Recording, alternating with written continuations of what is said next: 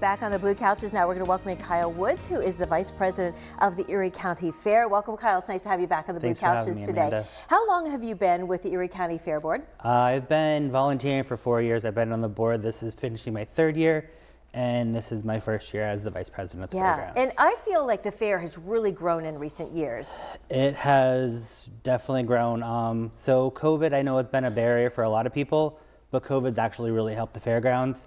We were the first fairgrounds in the area coming out of COVID, having rides. Yeah. And that was kind of like the first thing that people wanted to do, kind of back to the normalcy. And get back to, yeah. And then just year after year, we're increasing 20, 30% attendance through the gate and adding a bunch of stuff and updating buildings and renovations of the grandstands. Right, and which then allows you to use the space for more events like this Holiday Craft Fest that we're talking about today. So this is held in what building? So this is held in Heritage Hall. So if most of you guys would know it as the Lowe's building, but it's technically called Heritage Hall. Yeah. And you come up with events and hold things multiple times throughout the whole year. It's actually one of our rental buildings, so people can reach out and have like weddings or stag and drags or birthday parties or anniversary parties in that building as well. That's terrific. That really supports the Erie County Fair as a whole in bringing a great fair each and every year. So this is happening, the Holiday Craft Fest is happening this Saturday from 10 to 5. Correct, yep. And what can folks expect at this one? So typically the same craft stuff, some homemade wood items, homemade soaps, candles, pictures, picture frames, all those little trinkets.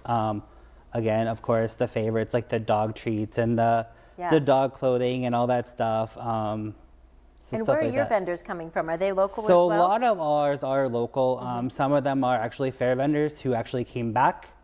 Some of them would go out of state or go down south, but they decided to stick around a little bit longer and come back to the fairgrounds since they have a good presence and a good following. But a lot of them are from within an hour radius from the fairgrounds. How long, how many years have you done a craft show there at the fairgrounds? So this is our second holiday craft show. We've done 3. We're trying to do one in the spring and one in the fall. Okay. So last year, how'd it go for you?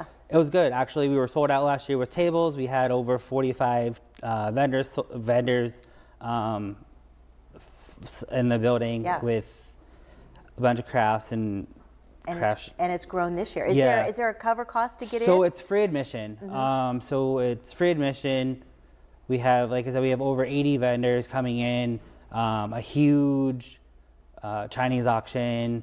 We have a couple other raffles, and we have a bunch of food trucks coming in too. Oh, great. Some of our fair staples that we have, like Brady's Chuck Wagon, Wally Sue's Lemonade, some kettle corn.